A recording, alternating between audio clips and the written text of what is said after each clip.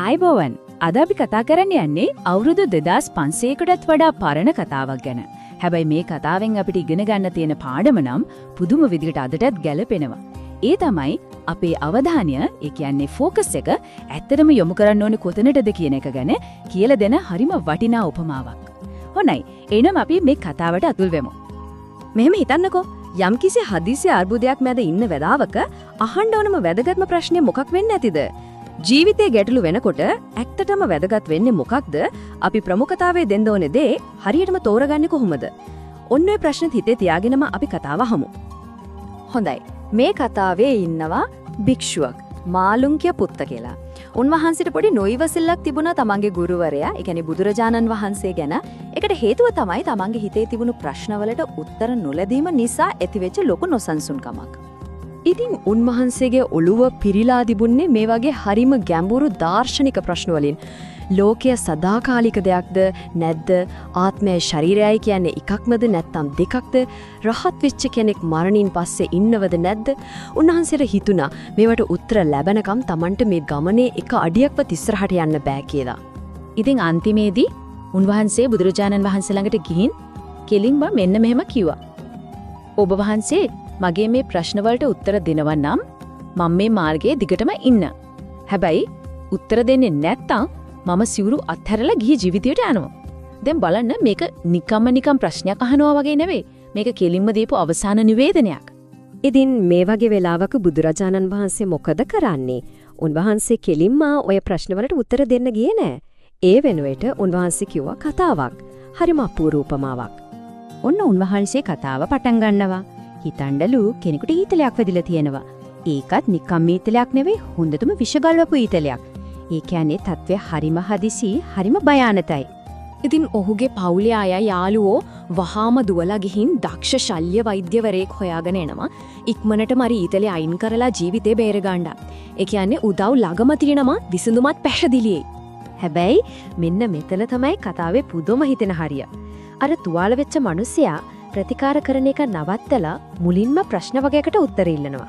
කවුද මට මේ ඊතලෙන් විද්දේ? එයා මොන කුලයේ කෙනෙක්ද? නම මොකක්ද? උසද, මිටිද, මොන ගමේ කෙනෙක්ද? පාවිච්චි කරපු දුන මොන වගේ එකක්ද? ඒකේ දුනුදිය හැදුවේ මොනවයින්ද? ඊතලයේ පිහාටු ගිජුලි හිණියෙක්ද, කොකෙක්ද, උකුස්සෙක්ද? මේ වගේ කිසිම තේරුමක් නැති, ඒ වෙලාවට අදාළම නැති ප්‍රශ්න ගොඩක් අහමිල් තමන්ගේ ජීවිතේ බේරගන්න තියෙන වටිනා වෙලාව නාස්ති කරනවා. මේ උපමාව කියලා ඉවර වෙලා බුදුරජාණන් වහන්සේ ආයමත් මාළුන්ගේ පුත්ත තෙරුන් දිහා බලලා හරිම වැදගත් ප්‍රශ්නයක් ඇහුවා. මාළුන්ගේ පුත්ත අර මිනිස්සයාට මොකක් කිව්වද? පිළිතුර හරිම පැහැදිලි නේද? එයා අර අනවශ්‍ය ප්‍රශ්න වලට උත්තර හොයාගන්න කලින් ඇඟ පුරාම විෂ පැතිරිලා ඒ මිනිස්සයා මැරිලා යනවා. ඔන්න ඔතනදි තමයි බුදුරජාණන් වහන්සේ මේ උපමාවේ ඇත්ත තේරුම පහදලා දෙන්නේ. බලන්න, විෂපෙවූ ඊතලය කියන්නේ අපි හැමෝම විඳින දුක. ශල්‍ය වෛද්‍යවරයා කියන්නේ බුදුන් වහන්සේගේ ඉගැන්වීම. අර වැඩකට නැති ප්‍රශ්න ගොඩ. අන්න ඒ තමයි මාළුන්ගේ පුත තෙරුන්ගේ හිතේ තිබුණ දාර්ශනික ගැටලු. එතකොට ඊතලේ ඉවත් කරනවා කියන්නේ ඒ තමයි දුක නැති කරන එක. හොඳයි. එහෙනම් මේ අනවශ්‍ය ප්‍රශ්න පැත්තකින් තිබ්බම බුදුරජාණන් වහන්සේ ඇත්තකම උගන්වන්නේ මොනවද? උන්වහන්සේගේ පිළිතුර හරිම කෙලින්. මම උගන්වන්නේ දුක තියෙන බව, දුකට හේතුව, දුක නැති කිරීම සහ දුක නැති කරන මාර්ගය. එච්චරයි. ඒ කියන්නේ උන්වහන්සේගේ සම්පූර්ණ අවධානයම තිබුණේ විශ්වයේ අභිරහස් ගැන වාද කරන එකට නෙවෙයි, අපේ ඇස් ඉස්සරහ තියෙන අපිට දැනෙන ප්‍රධානම ප්‍රශ්නය. ඒ කියන්නේ දුක කියන එක විසඳන එකටයි. ඉතින් මේ මුළු කතාවෙන්ම අපිට ගන්න පුළුවන් ප්‍රායෝගික පාඩම මොකක්ද? අපි මේක පියවර ටිකකට කඩලා බලමු. 1. හදිසිම වැදගත්ම ප්‍රශ්නේ මොකක්ද කියලා හරියටම අඳුනගන්න. 2. ඒක විසඳන්න තමන්ගේ සම්පූර්ණ ශක්තියම යොදවන්න. 3. මුලින්ම ඊතලය ගලවන්න. 4. අනිත් දේවල් ගැන පස්සේ හිතන්න. සමහර විට කවදාවත් හිතුවේ නැතත් කමක් නැහැ. මේක අද කාලෙට ගැලපෙන්න කිව්වොත් මෙහෙමයි. අපේ ඉලක්කය වෙන්න ඕන ලෝකේ තියෙන හැම ප්‍රශ්නයකටම උත්තර හොයාගෙන යන එක නෙවෙයි. ඉලක්කය වෙන්න ඕන ලේ ගලන එක නවත්තන එක.